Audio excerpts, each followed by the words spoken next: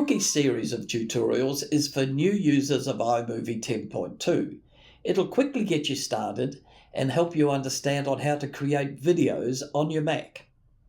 The videos use my years of editing experience to cover just the items you need to know without going into unnecessary detail that will bog you down. The second lesson will look at trimming your clips in the timeline, also adding titles, transitions and effects. But first, in lesson 1 I showed you how to import from your hard disk. What if you wanted to import photos and music? Photos from your iPhoto library can be accessed by clicking the Photos button in the browser sidebar. There'll be a short delay while it connects. You can search your albums by clicking on All Photos and selecting a photo. Drag that on top of My First Edit or directly into the timeline. Click on My First Edit to get back to editing. To access iTunes, click on Audio. Again, there'll be a short delay. Click in the same place as you did with photos to access your many albums and drag a track directly into your timeline. You'll note that audio always positions itself below the video clips. And we'll look at editing audio in detail in the next lesson. And incidentally, you'll also have access to hundreds of sound effects. Click the Sound Effects button and have a look. You can also import your photos and music that's stored on your hard disk by dragging from the Finder, as you did in Lesson 1, or clicking the Import arrow to bring up the Import window. Again, click on My Media to get back to your edit. Now for editing, or that's trimming, of the clips in the timeline. I want to show you how you know what clips have already been added to your timeline. If you look in the browser, you'll see an orange line on some clips. This not only shows the clips in your timeline, but the actual portions of the clips that are there. You'll recall from Lesson 1, you only added a part of the second video clip. So only that portion has the orange line on it.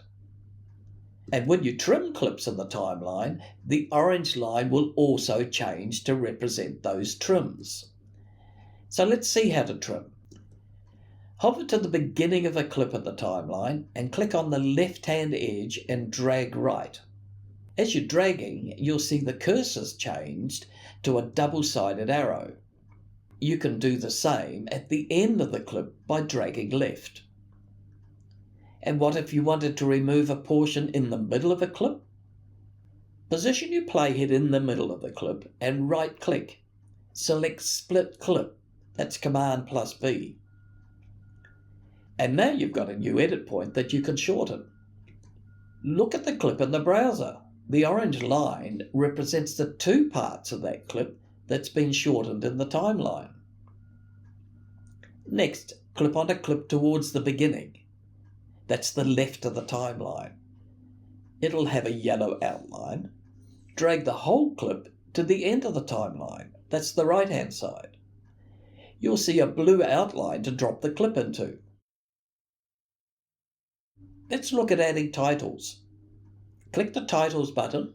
You'll see many different titles, some with built-in animation. As you hover over each title option, you get a preview of what they'll look like when you add them to the timeline. And they all work in different ways, so some can be modified more than others. For example, select the centered title and drag it to the beginning of the timeline. You'll see that familiar blue outline for you to drop it into. Put the playhead over the title and select it. There's a yellow outline. Click the white T above the viewer.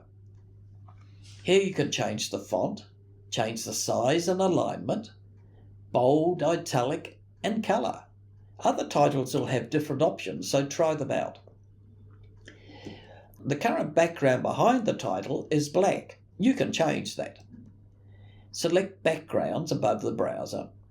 Drag Underwater into the timeline to the right of the title. Drag the title above the underwater background. And you can even have your title above a video clip. Let's now look at transitions. Click on Transitions above the browser, and you get a preview of what they'll look like by hovering over them. But first, a word from experience.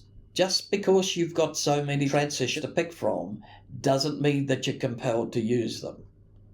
The professionals will use the first 4 transitions on the list. The others are a bit of fluff, and your audience will quickly get bored of seeing them.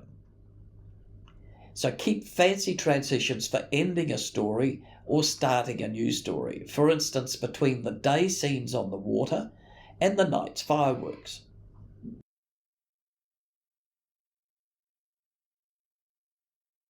Once you've got a transition in the timeline, you can replace it by dragging another transition on top of it. And double-clicking a transition will let you change the amount of time it's on view. Remember, click My Media to get back to the browser view. Finally, in this lesson, let's look at adding photos to the timeline. Drag a photo above the yacht video. If you accidentally drag inside a video clip, you'll see a warning. Select Cancel for now. You'll look at the other options later. Photos are using a different shape than a video. That's known as the aspect ratio.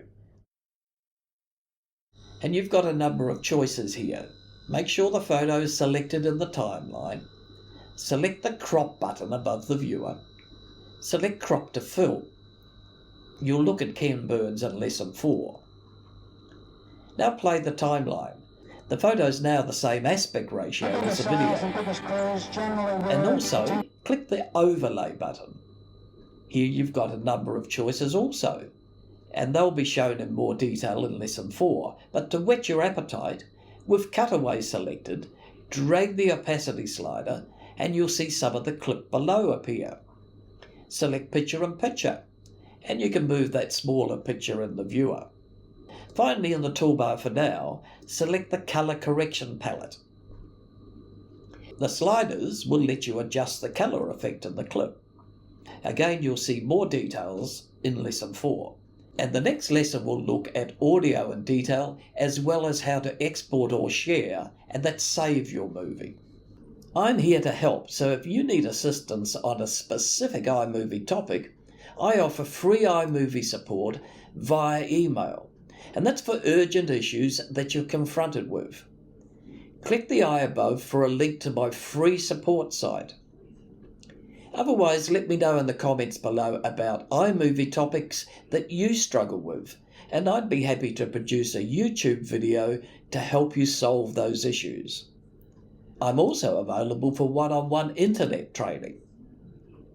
Thanks for watching, and if you haven't done so already, please like, subscribe, and press the bell.